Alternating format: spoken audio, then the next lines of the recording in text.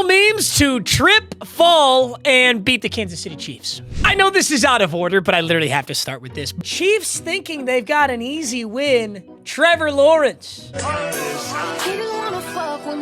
Hey! Tell him, Trevor. Trevor Lawrence with another pick. Right now, I think Liam Cohen, they Can a brother go digging for some gold in peace? Why you gotta put the camera on my boy when he's just digging for some gold? Why you gotta air him out like that? That's crazy. Trevor Lawrence moments before leading a game-winning drive versus the Chiefs. Wait.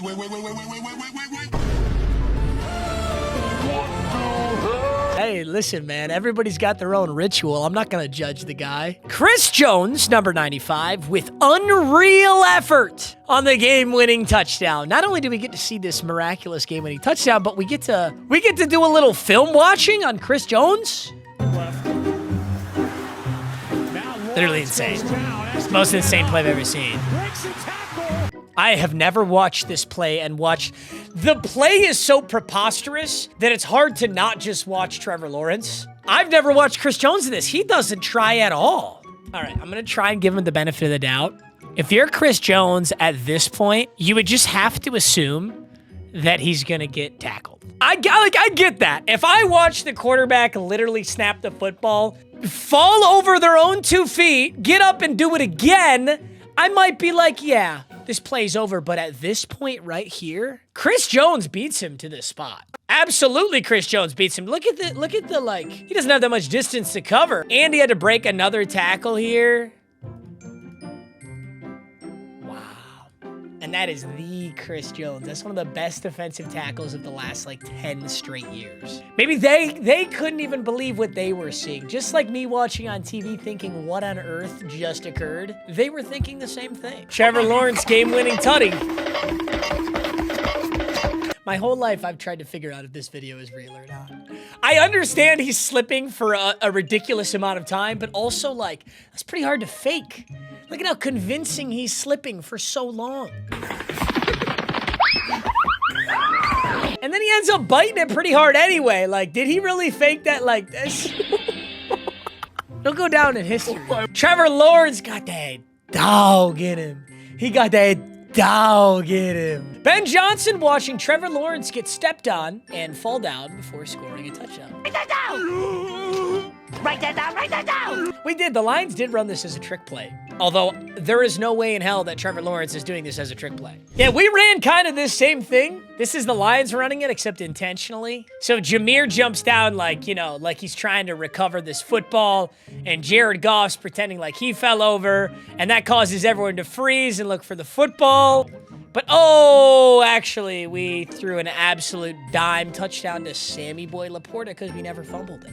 Genius trick play. Also, I say this in a lot of videos, but just so you know, NFL will take full videos down if you, like, really use their footage and don't mess with it. So I have to just show things a little weird sometimes. Travis Hunter when his girl shows up to support him. Come on, Trav. Yeah, that's my girlfriend too. Hey, kiss my ass. Yeah, I'm hitting that too.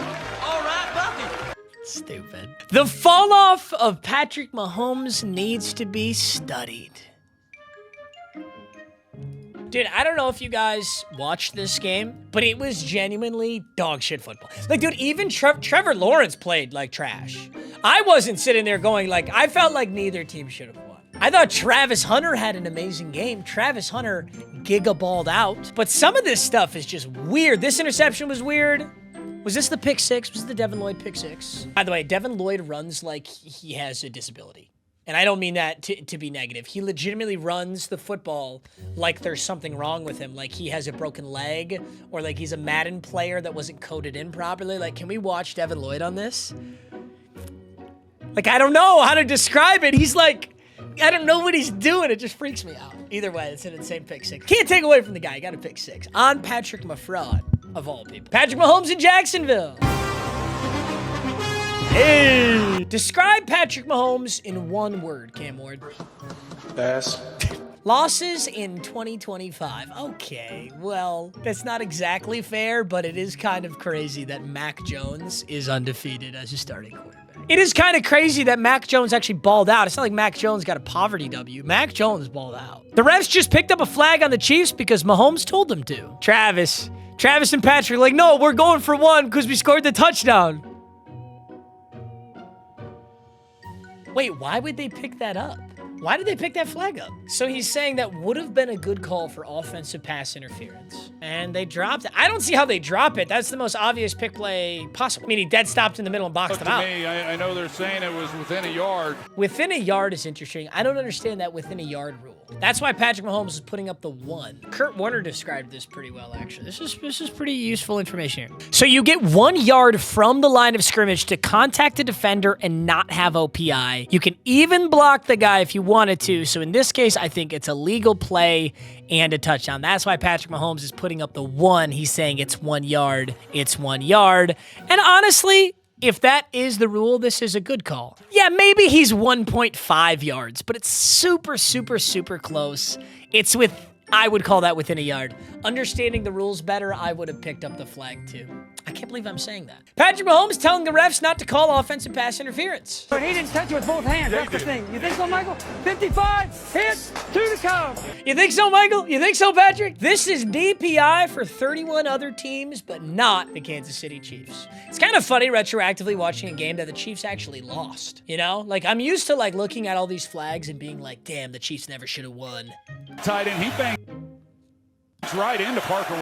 I don't even know how to rule that. You know what the irony of this is, though? Yeah, like, probably DPI, right? Okay, so 21 is on the tight end, and here's Washington right here getting jammed. Trevor Lawrence wants to throw this pass. Why on earth Trevor Lawrence wants to throw this pass? Because it's even if this guy doesn't exist here, this is not open. He wants to throw that pass.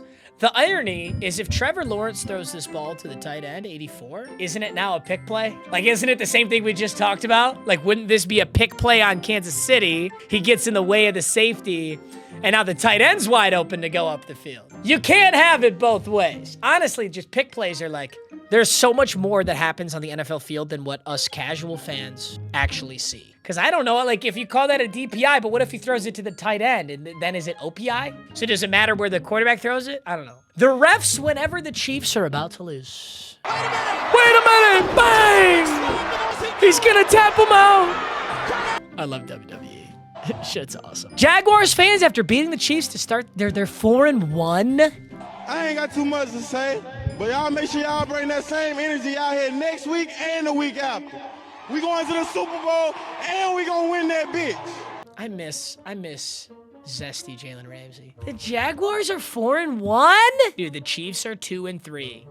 The Chargers and the Broncos are ahead of them in the AFC West. And the Jaguars are tied with the Colts to lead the AFC South. What universe am I living in? The Ravens are 1-4. The Steelers are 3-1. That's not that crazy, but the Ravens being 1-4 is crazy. Probably the craziest thing in all of football right now is the fact that the Jets are 0-5. I'm just kidding. That's not crazy at all.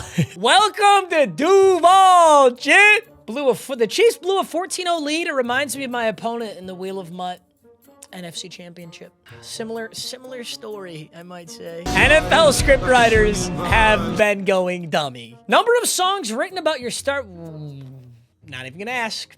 I'm not even gonna ask. All right, let's go back in time a little bit. What about Baker Mayfield, the league-leading MVP candidate? On your screen right now is regular season MVP awards. Josh Allen 1, kind of makes sense. I feel like it should be Baker. Patrick Mahomes is 2. You're telling me that someone out there is putting their U.S. legal tender, their hard-earned U.S. currency on Patrick Mahomes to win regular season MVP. A lot can change. I don't doubt that. Baker Mayfield made sure to come back and talk shit to a Seahawks fan who was chirping him at his pregame. He said, you're going to be real fucking quiet at halftime. Baker Mayfield's such a dog. I don't know that I've ever seen a video of an NFL player straight up talking shit to a fan. I don't know that I've ever seen a video like this. 3 hours later. No, you still suck. You still suck. What, dude? What? Did that guy say you still suck? You still suck after Baker dropped 380 yards and 2 touchdowns in your crib is insane hating. 380 yards, 2 touchdowns, 89% completion percentage. I mean, what do you say? What do you really say? You probably put the phone down and you don't say anything, but that's absolutely crazy. Oh my God, how you gonna talk shit to Baker after that? Hey, thank you for firing Baker up. You have no idea how badly you just doomed your favorite NFL team. Understandable. Jalen Hurts ran after his Hail Mary like a basketball player trying to rebound his own three-pointer. No pressure on the quarterback. That was a nice, look at that block by Saquon. That was fucking lit. He's got time to He does run after it. a whole pack of people there, and it's in. Dude, a few things on this Hail Mary, though, like, for real. Number one, so here's Jalen Hurts. He's, like, kind of in frame. You can't really see him. This ball was catchable. In fact, A.J. Brown and Devonta Smith had their hands on this football. Number two, low-key, if that ball got tipped out towards Jalen Hurts, I know he's pretty darn far back. Like, he's 15 yards back right here, plus the end zone. So he's, like, 20-ish yards back. If that ball got tipped out to him, though, no one's going to tackle him. This low-key is genius. What if this was a designed play? I know this isn't, but what if you designed a play, a Hail Mary play, where you're just playing the tip on purpose? Like, you just have someone who goes up there, your biggest, tallest guy, and all he does is smack the shit out of the football so that someone back here can catch and get it in. I swear that's how half of Hail Marys get caught anyway. It's almost never just a player catches that football up there, comes down with it. It's like some crazy bobble tip and someone randomly catches it. You know, like what if you designed the play for that purpose? If you can't tell if this is on the quarterback or if it's on the wide receiver, then you don't know ball. Let's find out. He's going to run up, stop for the safety to stop his body weight, and then take off, and what a move right there. I do think A.J. Brown slowed What the hell is he doing? up just a little. Now, did he overshoot him? Yes, but that little subtle... Did he overshoot him? What do you mean, did he overshoot him? If he's actually running, he doesn't overshoot him. How is Jalen Hurts... What is Romo talking about? Is Jalen Hurts supposed to predict that A.J. Brown will dead stop in the middle of his route? How could you possibly throw that football? I see what he's saying. He's saying A.J. Brown assumes that this big-ass route that he's running, there's no way Jalen could still throw him the football, but what is the point of running the route then? I mean, that doesn't make a whole lot of sense to me. What are your thoughts on Dylan Gabriel's first NFL start? It feels weird to even talk about Shedeur Sanders anymore. Like, it feels like the only reason to talk about this guy is to hate on him. So I don't like to do that, but this was a little weird. So I do want to talk about it. Shedeur Sanders gets asked some questions by reporters, and this is how he responds.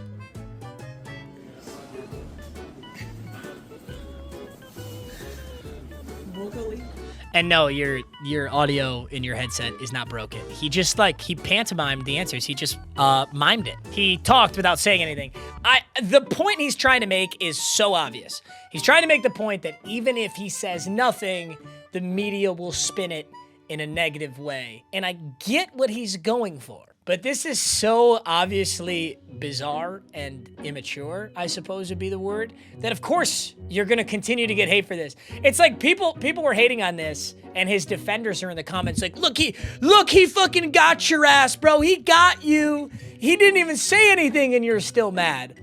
There's a million ways to say nothing and not do this. You want to know who says nothing and doesn't do this? Every NFL player interviewed ever. You know when NFL players respond with the same 100 things you've heard them, the same rehearsed answer they've always said? That's exactly what they're doing. It's just a loophole. It's not this. I mean, yes, NFL players could all go up there and say, hey, I'm sorry, I don't want to talk about that. But then they get fined. So instead they go, oh, it was a great game, and it was a great game this, and it was a great game that, and whatever they ask Shedeur, the NFL wants you to respond with a media-trained answer. Shedeur could have avoided extra hate if he had just given a media-trained answer, but I get what he's saying, though. This is a third-string quarterback we're talking about, now technically a second-string since Flacco has been traded to Cincinnati, and Dylan Gabriel's the starter, but I think the real discussion here is reporters and the media are putting Shedeur Sanders in such a difficult position. On literally no other team do we talk about the third-string quarterback. Can you even name the third-string quarterback on any team other than your own team or the Cleveland Browns? I know he's technically not the third string anymore, but since when do we interview third-string quarterbacks? Since when are we trying to get clicks out of third-string quarterbacks? Since never. No way Kyler Murray got concussed by a snap hitting him in the helmet. So here's the Bonk. play. Clearly didn't know the ball Bonk. was coming. And then he just... Tough. After everything, tough. Titans fans thanking Kyler Murray for their first win. Little fist pump. Thanking Kyler Murray. Thank Amari DeMercado. Thank the Cardinals DB that intercepted a ball and then fumbled it into the end zone. There's so many people to thank, and it ain't Kyler Murray. Cardinals head coach Jonathan Gannon ripped into running back Amari DeMercado after dropping the ball before crossing the goal line. By the way, fun fact, Jonathan Gannon got fined $100,000 for what you're about to watch. With JG on the sidelines, the head coach right to DeMercado's face, has some words for him. Clearly not happy. Maybe he's trying to motivate him. Fucking pissed. Absolutely, unbelievably pissed. Here's the thing. Football's a physical sport. I have no doubt that in practice, players get physical with each other all the time. I mean, we can all remember that clip that got played so much of Travis Kelce getting physical with Andy Reid. Like, I'm gonna be honest, that shit just happens. I don't have an opinion on that. Frankly, Amari DeMercado's an idiot. He dropped the football before a touchdown, and the Cardinals go on to lose. And this lands on Jonathan Gannon, who may or may not get canned, and now he's got one less win on his record. I understand why he's pissed off and frustrated, but it looked less like grabbing him or trying to hype him up or trying, smack on the ass. It looked actually physical, like he was hitting him. And he was pissed, and maybe that is part of football. Like, doing that on the live broadcast mid-game, that is a big mistake by Jonathan Gannon, and he should have been fined for it. So, what goes on behind closed doors is what goes on behind closed doors, but you are held to a higher standard during the game. You are held to a higher standard to the live audience, The Arizona Cardinals within .0001 yards of taking a 28-6 lead. It's actually insane. It's actually insane to choke that game. The 0-5 Jets are the first team in NFL history to force 0 turnovers in their first 5 games. Meanwhile, Justin Fields is now 0-26 when his opponent scores 21+ points. How this could possibly be on Justin Fields is beyond me. Also, crazy cherry pick stat, but the first part of this is pretty incredible. I have never seen a team force 0 turnovers in their first 5 games. It's crazy to think about, right? Because a turnover is so many different things. A fumble, a strip sack, an interception. There are so many ways to turn the football over. And in many of these games that we're talking about, there's like 4 or 5 turnovers in just one game. And through 5 of them, the Jets did not force a single one. That's crazy. You're a sick person if you enjoy watching Aaron Glenn and the Jets start 0-5. Yeah, Aaron Rodgers. Don't give that man the vaccine. He wants to be sick. If that's what being sick means, then let that man be sick. Real talk, when some team is going to get an insane OC when Mike McDaniels gets fired. Yeah, he's getting fired, unfortunately. The NFL is so cutthroat, and no one cares if your team sucks or if it was a close loss. They literally just care about your wins and your losses. And I don't see a world where Mike McDaniels does not get canned. I think he kind of has to. What is wrong with Mike McDaniel? He was really frustrated at the, just like he's as I was, and He's just going through it, man. I don't even want to watch this whole clip because it makes me feel bad, but he's just going through it. Imagine knowing you're going to get fired, most likely.